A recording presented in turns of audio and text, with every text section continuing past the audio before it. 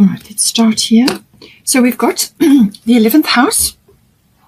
So this is the house of friends or friendships. It's also the house of your hopes and dreams, your wishes for the future, what you've been visioning, what you've been working towards in your life, what you kind of, have envisioned for yourself going forward. It's also the house of your hobbies and interests. And possibly that's tied in with your dreams and your visions for yourself as well. It's also the house of all group activities. So this can be online groups, it can be groups of friends, or it can be associations, like if you join a society or an association or any other kind of group. It could even be a book club, something like that. Whatever that may be, but it's your input as an individual within a group. Then it could also be a group of companies, if this is more sort of work related or profession related. And it can also be group consciousness. So, as I said, this is your individual input within a group, but you fall under the group consciousness. Now, this can also be global consciousness. It can also be about social reforms, social causes. It's also about trends and currents in society, or fashions and things like that. So things that move through society and things that become popular and so on. So for some of you, you may be tracking that as part of your profession. It's also very much about your ideals, what it is that what you really are, your highest manifestation for your hopes and your dreams, but also your hobbies and interests, I suppose, and your friendships and so on. So it's kind of really, where you're working towards in many aspects of your life. So let's see now where this is coming in. We've got here South Node Life's Debts, and then at the top you've got a star of fertility.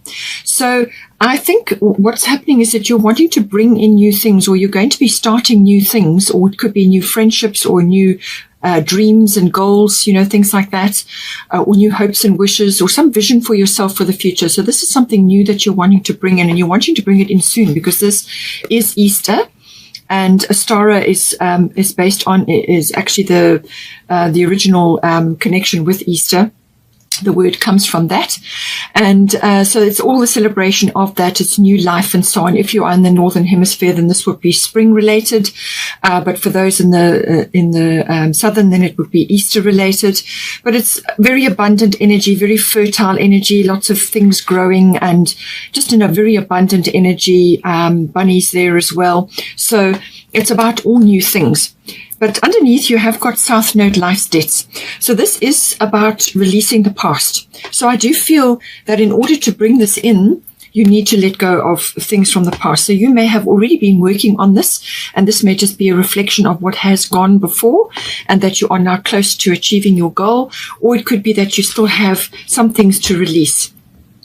This is about closing the door on the past. Now, in some cases, you can physically do it yourself. You can initiate and you can do all of those things. But in other cases, a door can slam shut really quite quickly, quite abruptly. And you've now simply got to face forward and move forward into your life purpose, into your future life. And this is the 11th house. So this is about your dreams and where you're headed.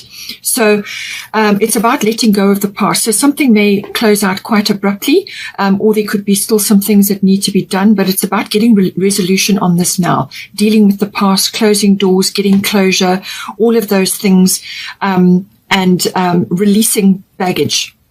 Now, this can be emotional baggage. It could even be physical baggage, but it could also be releasing old ideas or old, dreams and aspirations that you had, which now you've outgrown, and you're now moving into a different sort of environment, whether it be friendships related or group related or some other kind of bigger endeavor that you're involved in, however it relates to you. But it can be very personal, as in your dreams as well. All of them may be wrapped up together. So it's releasing the baggage, releasing the past, and you simply have to do that. You with this energy, you really don't have any choice. You've simply got to do that in order to move forward. And it's about really taking responsibility, to close things down, to release what needs to be gotten rid of, and just tie up loose ends so that you can move forward. So with the compassion energy here, this may be obviously applying in a number of ways here, but it could also be about that. So this can also be about compassion towards yourself, releasing yourself from situations where your energy has been trapped, possibly for a long period of time. When I say trapped, these are things that haven't been dealt with there. So your energy just stays there until you release it. And there's lots of ways that you can release it. You can go for various types of therapies and so on, but you can also just make the steps yourself. And, but it's be compassionate with yourself and compassionate with others to release your energy from that. You don't want to be bound to them or to situations which perhaps didn't work out as you anticipated, or things happened and it just didn't work out, or whatever needs to be closed down, or issues tied up and finished. It's about releasing your energy, and that can be done when you apply forgiveness rituals or for any kind of forgiveness in general. But it's really about releasing your energy, yourself from that. So forgive yourself, forgive any situations that occurred, and release your energy, free yourself up so that you can move forward now greatly. As I said, with a star of fertility, it is the perfect time for you to start new projects, access new ideas, and give birth to new conditions. So this is all new things, whether something is going to manifest for you around Easter, or whether it's the seeds have been planted and now slowly you're starting to see results from that. This is magic. She's planting things. She's spreading magic around. It can be fertility in a number of ways. It can be fertility within your dreams, starting a new dream or new goal or new hobby or new interest. It can also be friendships. You may be changing your friendship circle, or you may be from a profession, or just gathering contacts in general. This is about contacts and networks, gathering information, using your resources to perhaps do something or promote something.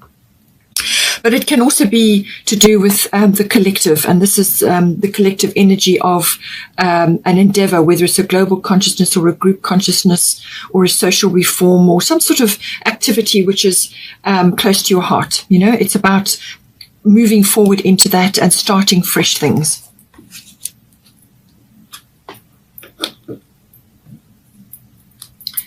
So now we've got second house here. So second house owning, this is everything to do with ownership. Everything that you own falls in under the second house. So it can be very materialistic, very material things, but it can also extend to small things and large things, and it can also be even property, real estate. As a professional, or things that you're involved in, you could be wanting to do that or move into that in some way, or you may be purchasing or releasing aspects around property.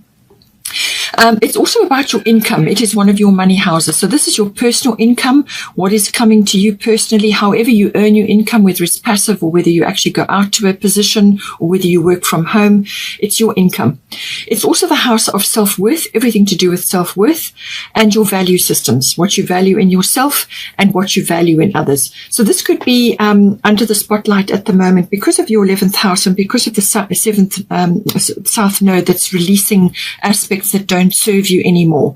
So your value systems may be changing as well. Your goals may be changing. Your dreams may be changing because your values have now realigned to a different set of values than what you had previously.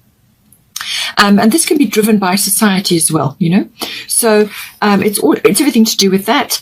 Your value systems can be, as I said, about material things, but also what you value in yourself and what you value in others. And this may have been refined to where you value more family-related or home-related things as opposed to other aspects that had your attention before. It's also about your inherent abilities and skills and talents, anything to do with that. So now we've got Grand Trine blessings coming in, and then at the top we've got Isolde undying love. So this may very well be about you releasing or changing aspects around you. Now this could be releasing, as I said, material things, or it could be aspects to do with a home or to do with finances or to do with a position that you've occupied, whether it's within a relationship or elsewhere. It's about this. Isolde is about recovering from some sort of loss or change in circumstances. Now, this can be a person leaving your reality, or it could be a change in circumstances which now frees you up in some way. It really is. It's obviously undying love. So this is normally love related, but you can also sort of apply it in general to your perhaps your self-worth or your value systems, and also where you have put your energy in this house, where you have put your energy previously, and that quite often is related to relationships of some sort.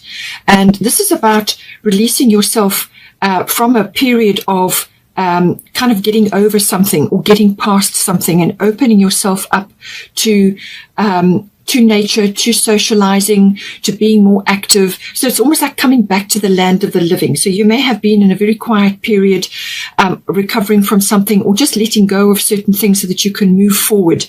And it's saying that whatever or whoever was involved previously, your love and all your effort and your energy that you put into those situations is always recorded. It's always going to be there. That never changes. So don't think that because situations have changed or circumstances have changed, that energy and that love and that effort that you put in has been lost. It's never lost. So, but now there's a system of sort of healing and recovery coming in here. It's very swift. It's very comprehensive.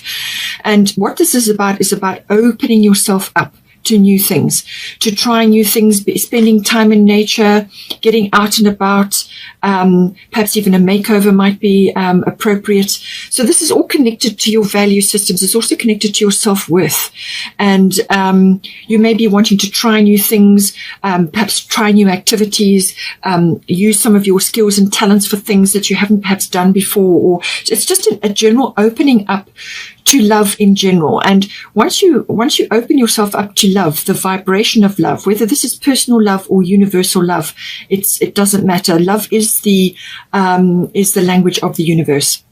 So once you align yourself to love for yourself, love for your perhaps your environment as it is at the moment, love for what you do, which brings you income, whatever it is, it's that love, that commitment that you have to that commitment to yourself, and opening up to love, being you may have been a bit closed off, or you may have been in a period of just not participating too much, or just in a very quiet period, and now it's about opening up, it's about blooming, as it were, and sort of getting out into the world again. And this can attract, once you attune yourself to that love connection or that love vibration, then you can draw love into your life in lots of different ways, and you tap into the universal love vibration. But whatever you did before, whoever you loved, or whatever the situation was, or wherever you put your energy and your effort, it's always going to be, and that is why it's undying. It's permanently recorded there. So now, grand trine blessings coming in. So this is saying that something is coming into this house, whether it's a personal blessing with love coming in, or just love, renewed love for yourself. Perhaps you are now recovering from a period where you've just been a bit low. And it can also be financially related, because it's the house of income. It could be relating to property or some other aspect. But it's saying that there's a very harmonious energy coming in. And that also obviously is the love vibration. All right. So connecting to that is a very harmonious energy. So it's saying blessings are coming to you. And as soon as you tap into that energy, into that love, a love of yourself and love of life, as soon as you do that, then you attract blessings to you, because you've raised your vibration, you've raised your frequency. So grand trine is a very harmonious flow of energy, but it is also about the rising up, or the acknowledgement of certain talents and skills and abilities that you have. Now, these may not have, you may have been, more than likely these are inherent, because the second house deals with inherent talents, abilities and skills. You may not have used these before, or you may not have had a chance, but now that you are getting a renewed zest for life in some way, you could now be focusing on this. So there could be that whooshing up, that sort of flow of energy, which is very creative, very inspirational.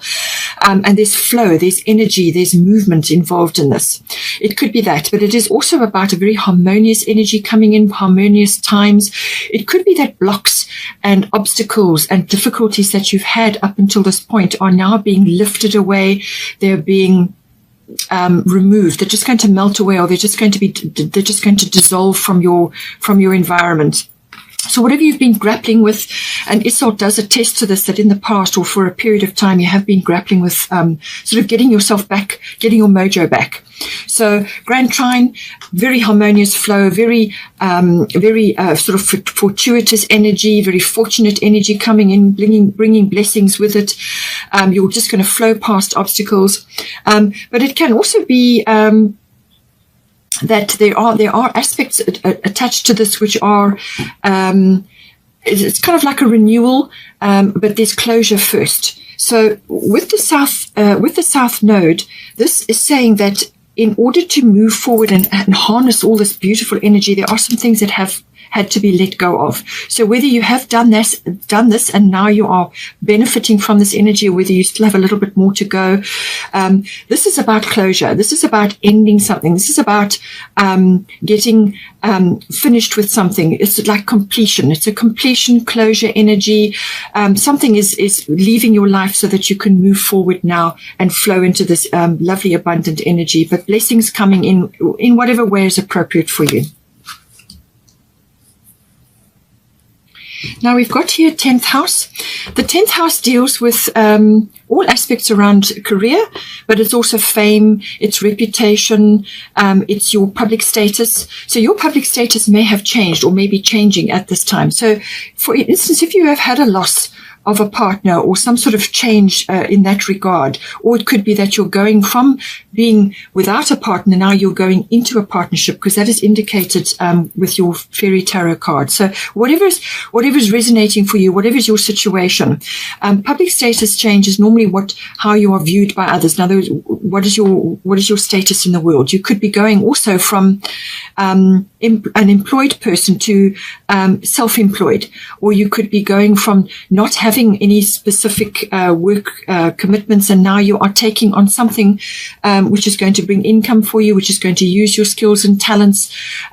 So therefore you're going from a person who hasn't worked to now being employed or self-employed, or whatever it may be. It can also be going from being, as I say, single and now into a partnership, or the other way around, depending on your situation.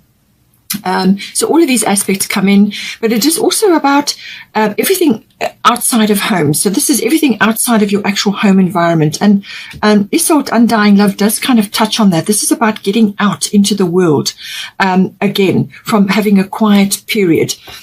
Or a period where you've just been withdrawn. So this is about getting out, and aspects of the 10th house. They could be, career related. As I said, it could be fame. It could be your profile is being raised, and that seems to be the case here. Or you could be partnering up with somebody, or you may just be coming into your sovereign and authentic self. This is also very much a 10th house thing. This is about authority. So whether this is an authoritative person in your life, it could be a mentor, it could be somebody that you look up to, or it could be a parent, or it could be somebody that you just consider to be very authoritative, very wise, who's in their personal power. Or it could be you coming into your personal power, your authenticity now, your sovereignty. Perhaps you are releasing a whole lot of things now. Now you're starting to blossom and become your authentic self.